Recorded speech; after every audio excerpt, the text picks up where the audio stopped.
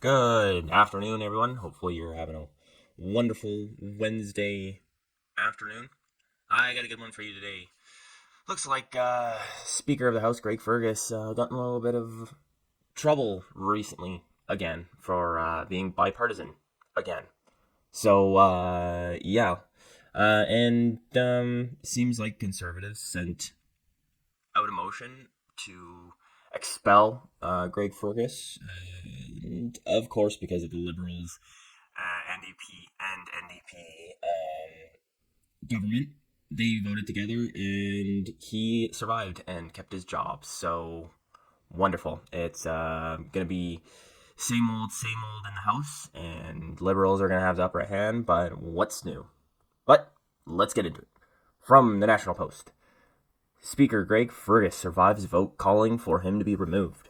Conservatives called for Fergus to resign after he was once again accused of partisanship. So I think the first time it was he he was like in his robes and he was speaking at a liberal or Ontario Liberal conference, and then everybody was just like, "Oh, right, it's growing pains, it's whatever," except for the conservatives, of course.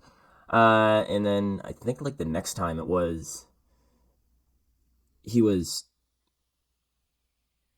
favoring the liberals in Parliament, and then after that, uh,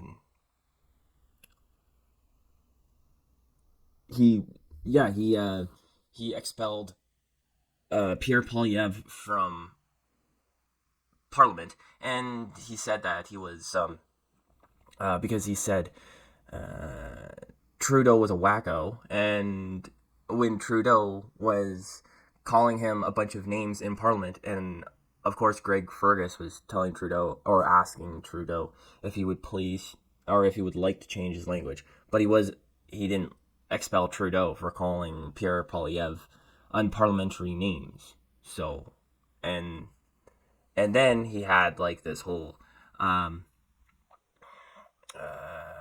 thing with the Lethbridge MP, the conservative Lethbridge MP, where he expelled her for from Parliament for unparliamentary language because I don't know, he asked her to change the language, and then she well, I can't remember if he challenged her on it, but uh, she challenged him on his bipartisanship, and then he said like there's rule you can challenge the Speaker of the House, but you will be expelled if you do so if you do it in Parliament because that's not the place for it.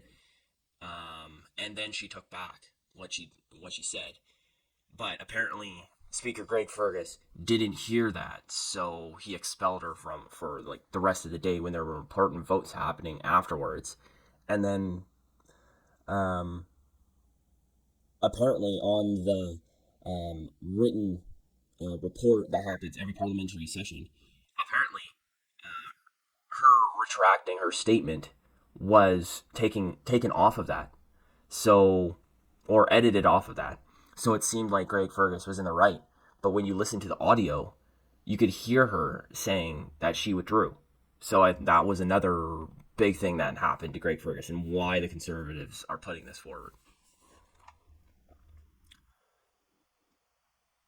So they say Speaker Greg Fergus insisted he is running an impartial House of Commons as Liberal and NDP MPs vote to keep him in office, rejecting the Conservative motion calling on him to resign.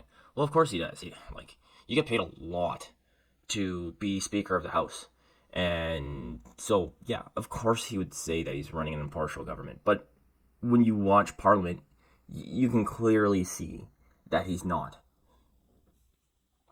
He says, I hope all the decisions that I've pronounced in this place would be judged by a fair minded person as being decisions that could stand the test of time and that are impartial. Fergus said in the House of Commons committee meeting Tuesday.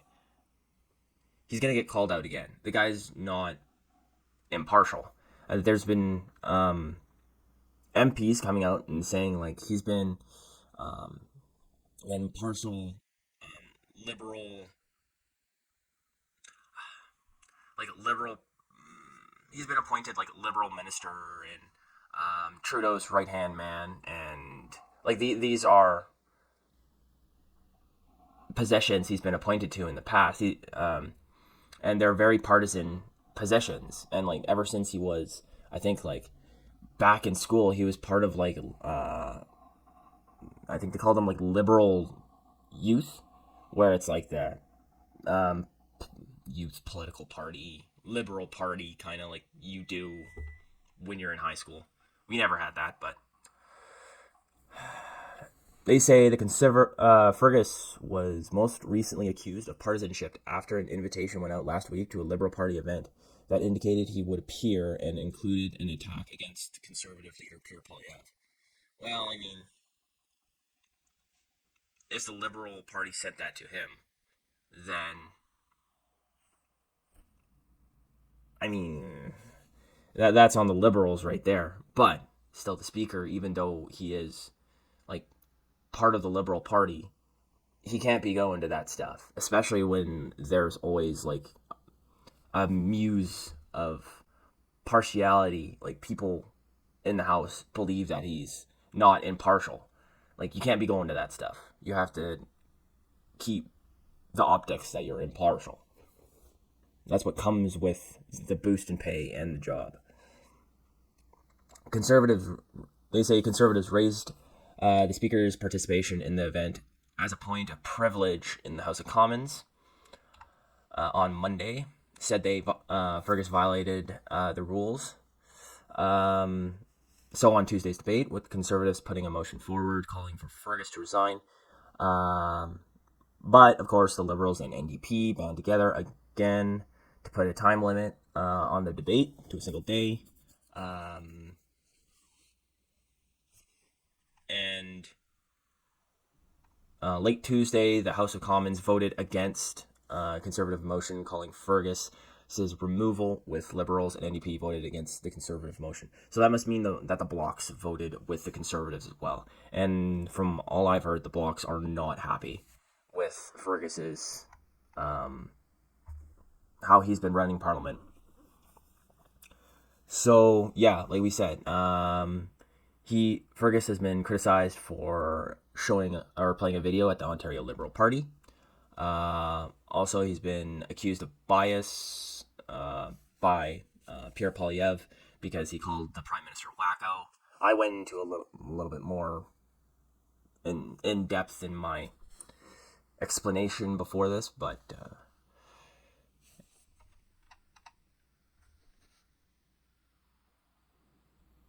scrolling, reading. So, Fergus appeared early Tuesday at the House of Commons Committee meeting where MPs had previously invited him as part of a study harassment. Part of a study of harassment. Oh, yeah, they're just talking about this Elbowgate incident. I don't know anything about it. Sure. So this was something that he just, he said something about the NDP party. I'm not going to go over it because the NDP's voted with the Liberals, so apparently it wasn't a very big deal for the NDP party. But they call it Elbowgate. I'll let you read through this to read what they're complaining about. So Michelle Rempel Garner, she goes on to say, she had something to say all about this as well. Like I said, this has to do with the NDP. I'm not going to go over it because apparently the NDP don't really... They like Fergus, and they want to keep him in, and apparently it wasn't a big deal for them. So, So Fergus said that he believes members should feel fully confident in his ability. No, they do not. No, they do not. Fergus was asked by Liberal MPs on committee how he thought that he would respond to social media posts. This is about like the harassment stuff and all that. And going down here, or how they should. Sorry, I read that wrong. Liberals asked Fergus how they should respond to social media posts, sometimes done by other members of Parliament that led to harassment online. And it just goes down to say that Fergus says that that's not for the Speaker to decide. And I'm like, yeah, Liberals, why are you asking the Speaker of the House what to say about harassment online.